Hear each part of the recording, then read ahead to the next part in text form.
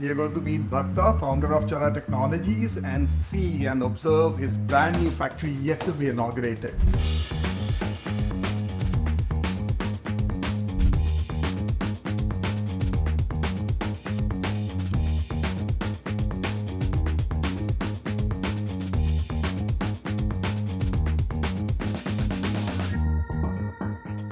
Hey Bhaktha, Hi Ravi, how are you? thank you for showing us your factory. Welcome to the factory. As it's, will show you as it is being set up. As you very well know, Ravi, when we started Chara, we were a design and IP licensing company. But over the past 3 years, when we spoke to our customers, we learned that we have to supply the product. So now we are, I think, one of the few companies in this country where we define the product, own the core tech in the electromagnetics, mechanisms, software and everything, which we build in HSR. And we now manufacture the product here and deliver it to customers. So customers have confidence that Yes. we have a capacity and capability. High capability, yes. Awesome. Capability comes first because capacity comes much later and will hopefully continue to grow much larger. This is our factory in the industrial estate of Pina, the old industrial estate. I think it's as old as me, the industrial estate. And this is where we manufacture our motors, controllers, do the end-of-line testing and deliver it to our customers. Awesome. So Bhaktha, if you can explain how things progress. So How do things will progress? And it is not yet inaugurated. So, yes, it's not yet inaugurated. Awesome. We are setting it up and I'll show you the motor so that you get the good idea about what we are trying to do here. So, this is the innards of a motor. This is called the stator. It's called stator because this is a non-rotating part. This is what you see from outside. And this is the rotor which goes inside and rotates and generates the motive force. And these are the copper windings which generate the electromagnetic field and generate the torque. This is just as a quick rundown on the construction of the motor. So what we do at Chara, our core IP is in the design of the rotor and the stator and the software that drives the controller that controls this motor. That is the critical part. In reluctance motors, the software, the algorithms that control the motor is a core IP, and eventually that is what will be our core IP. So at Chara, what we do is all the metal forming operations, which is the casting of this body, the stamping of the laminations and machining of this. These are called the laminations, and the machining of the shaft is done outside. Then we get it here and assemble it here, and we'll start from the first step. So the rotor which I showed you, once it is fully assembled, is mounted on a balancing machine where we carefully balance the weight distribution of the rotor, because these rotors run at very high speeds, close to 10,000 RPM, come off our motor, and so it has to be very finely balanced. So the way we balance it is we run it and the machine will show where it is out of balance, and the either subtract material or material will be just balanced. And this thing, when it's fully balanced, it will go it. And this is the fundamental operation for our rotating machines. And then we have a drilling machine for all general purpose usage. Then we have the lathe machine, the workhorse, here where we etch out the final detail so that all the motor fits properly, the final machining detail. So this, most of the casting and machining is done outside, but the final fitment is done here. Yeah, that's what it is. And the next one is the one of the critical parts is where we press the shaft into the rotor and also press the stator into the casing. So this is a huge hydraulic press where we press it and make the whole motor together. And then the last one is there is something called the coils, which is sort of copper coils that needs to be impregnated with the resin. Resin, right? Yeah, with the resin. So we heat up the resin here and then we switch it off. And so this is a large oven where we heat up our motor, and then it is dipped into the vacuum impregnation machines. So basically it sucks all the air out and put the resin around the copper wire. And the reason for doing this is the air is a fairly bad conductor of heat. So if you put resin, the heat from the winding is transferred to the stator and then emitted to the atmosphere. And this is a very critical operation. And so this also we do it in-house. And then the last one which we want to show you is the coil winding machines.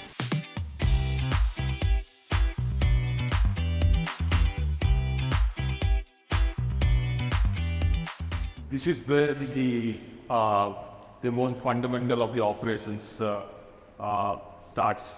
So we take the copper wire coming out of this bobbins and wind it in what we call as the plastic forms, and then which gets inserted into the stator. Also, all the design as to what type of wire has to go in, how many turns, is part of the whole design and process. And then everything goes to a quality check. Now, then you go to quality check. How these machines, how much is the configuration time? How do you plan your production? What are the total capacity that you have? Yes. So this is the first factory we are building now, as we want to deploy motors later this year. The capacity of this plant is about 600 motors a month, about 20 motors a day, assuming 5 or 6 hours a week. We should be able to do 500, 600. Of a single type of load? No. So we have 5 types of motors. We have 2 two-wheeler motors of 2.5 kilowatt and 3.5 kilowatt, 2 three-wheeler motors of 4.5 kilowatt and 6 kilowatt, and there is a larger motor of 25 kilowatts which operates at 320 volts. So depending on the orders we receive in the next 2 quarters, it will be a mix of the various products. And that comes in the factory planning or the production plan. That comes in the production plan. And that will become a big part of our operations. A lot of money, time and resources being spent on fine-tuning what product is manufactured and what product goes out of the factory and all that. In the ideal world, like any factory, we want a single product, but that's not how the world works. So we will have 5 product now. And potentially we'll increase the number of products, and we'll also scale the factories. So this one is at about 600 motors a month, so which will give us a capacity of 7,000 to 8,000 motors a year. This is good enough for FY financial year 2025. Right after that, we plan to increase at least double the production for FY 26. And we have enough space in this part of the factory to make the expansion. I mean, India a little bit of a risk and took a larger industrial shed so that we don't have to do this whole thing again. And beyond FY 26, we'll have to figure out how we do. We do have, talking about manufacturing, 2 things I want to say. One is that manufacturing is getting a lot of support from the current government and the current policies of the government, with schemes like PLI and related schemes, which is good. And the reason for that is, I'd like to repeat it, no country in this world has gone from a poor country to a rich country without manufacturing. I think this is critical. It will generate a lot of jobs, a lot of revenue and all of that. The second thing I want to say is, once we go beyond this FY 26 protections, which is roughly about, let's say, 2,000 motors a month, after that we have to make a decision whether to increase the capacity in the house. That means, so money of our factory head, money is over company. Money is over factory head, and he is responsible for setting up and running the factories. So beyond that, we are not sure, or we have to make the decision as to how to scale beyond 2,000 per month. The 2 options, we scale up by investing more capital, and money has experience doing that, or we do contract. And that we'll have to figure out once we scale up. And what kind of net revenues you're looking at the current capacity, Bhaktha? So- and if you switch over for people who are venturing into, I don't know how many entrepreneurs are encouraged to build factory. So when you build a factory, so you took this first decision of capacity. So just take us through the thinking of net revenues. Yeah. Second thing, how do you take a decision of contract manufacturing? Whether to do contract manufacturing or not. Talking about the current factory, which is about 600 motors a month, or let's say 7,500 motors a year, average selling price of our motor and controller is about 25,000 rupees. So we have motors selling at 17,000, we have motors selling at 40,000. The average price is about 25,000. So if you do the math, you will get to about 16 crores or 17 crores of revenue with this factory. And if you increase it, it will go to the 30-40 crores revenue per annum. We are shooting for about 8 to 10 crores in the next fund for FY25.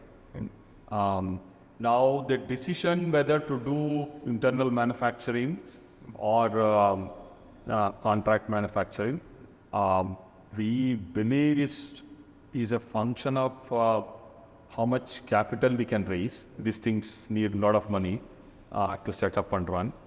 And also how quickly we want to scale up. So there are established motor manufacturing centers, excellence, Bangalore, Hosur, Krishnagiri, Belt being one of them. Coimbatore is one of them. Gujarat is very big, and of course NCR is always there. And I think and they probably have a better handle on how to scale up manufacturing and all the supply chain management. I think we'll base our decision on those things. Whether we want to continue to be vertically integrated from product definition to core IP to manufacture. We own everything. Now, maybe sometime in the future we own product definition, core IP, but manufacturing we will give it to somebody else. And there is also a third reason, which is the geography. If I'm selling a lot of motors in North India, it's probably easier and better to keep the manufacturing in North India. And that could be easily done through a partner. And we also have, like any startup, we want to conquer the world. And I want to set up factory in Vietnam, I want to set up factory in Europe. I think that would be harder. It might be just much easier and faster to do contract manufacturing in Vietnam or in Europe. I think that those are the reasons. So this becomes your best practices. Exactly. Your R&D, you do the best practices, Yes. both from a process perspective and Yes. time to market, etc., etc. Yes. And then you basically quickly scale by turning contract. That's a good point. Actually, I wanted to tell that, I forgot. So we are building brand new type of motors, reluctance motors with ferrite magnet assist. When we deploy this, it will be not only the first in India, it will be the first in the world. So there is a little bit of risk in manufacturing process. So you are absolutely right. This will be the cradle where we develop the processes. And then we can go on confidently talk to the contract manufacturers. If we talk to them now, they will also be in a little bit of doubt. Because we have to do the wrong investment. Whether there is the technology works, whether the manufacturing processes work, and there is a market. And that is what we want to grow and hit that 30-40 crore revenue per annum in the next 2 years. And then we can do contract manufacturing to reach the 100 crores, 200 crores revenue. So one it is factory.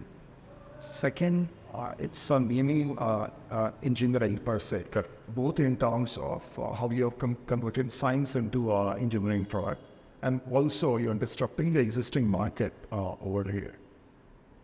Does that attributes to how do you set up a factory? Is that an attribute? Because these machines are being used for other, for building other motors or other machines. Is that an attribute? That's one. Second thing, how difficult is it entrepreneurial mindset to basically move away or move out from the zone of R&D and figuring out, and then say that, look, I'm going to put this factory. Yeah. So the first part of your question, these are general purpose machines which can be used for manufacturing any kind of motors, right? So that way we are good. We don't need any special equipment. So that's the beauty of what you have done. Correct. right? Existing materials, existing processes. But the way we put together, and the critical thing about our motor is the software, the algorithms, which we program at the last stage. So that way, the manufacturing is easier, and we are protected also because of our algorithms. The second part, what you said, the adjustment of our mindset from R&D to manufacturing was an extremely difficult chasm to cross for me personally.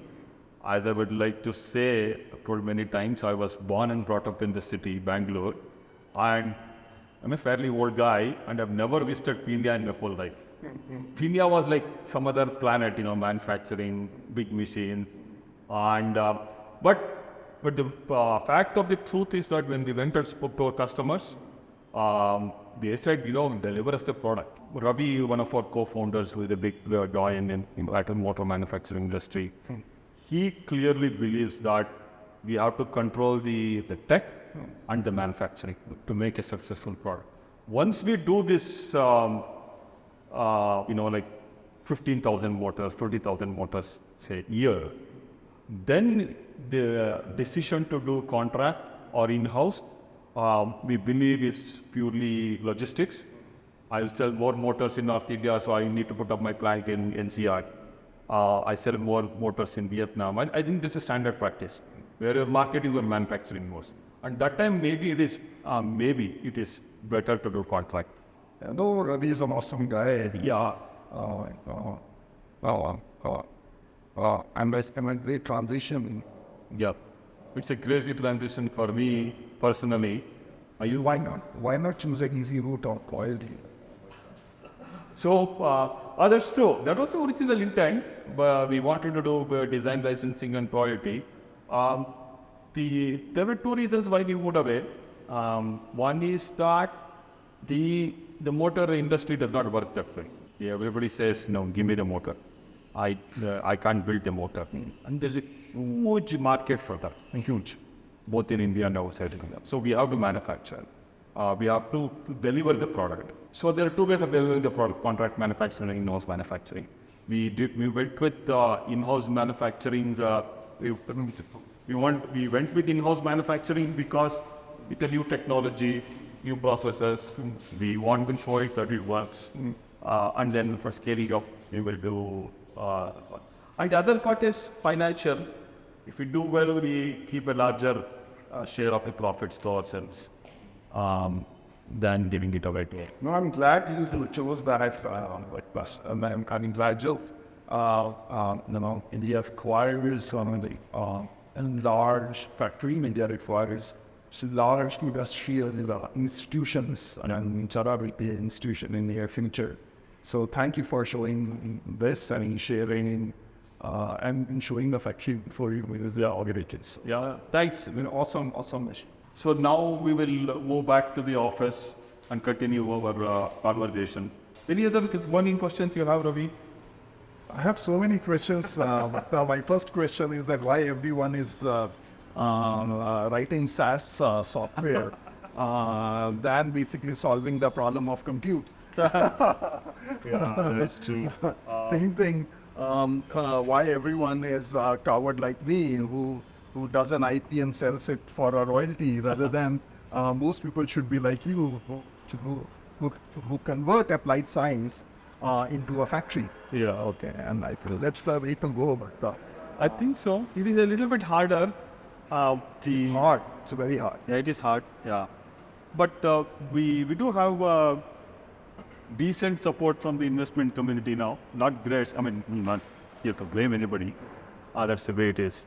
So I think things are, and I also think that at a country level, there is a lot more support, both from policies and also just the thinking, right? It always starts with the thinking. We need to do manufacturing. Manufacturing is not a bad word, which it was in the 90s. So all these things are finally coming together to make this a success. No, Bhaktha, I think, look, tide is in our favor. Yes. Policies are in our favor. Government is restricting to if it comes of restyling. Yeah. Youth is in our favor. Yes. Market is in our favor. Disruption is in our favor. Geopolitics is in our favor. I think investors will also be in our favor, because either you have to figure out startup manufacturing ecosystem, or they will figure out either way. Yeah. I think investment will come in. This is part of our QC process. This is a measuring table where we measure the dynamic nodes of the What are the laws and the concentration and critical parameters? There is where it is. I think one of the things about the reluctance motors is that the air gap between the stator and rotor is smaller. So we need to maintain a little bit more dimensional accuracy than the existing motors. Okay.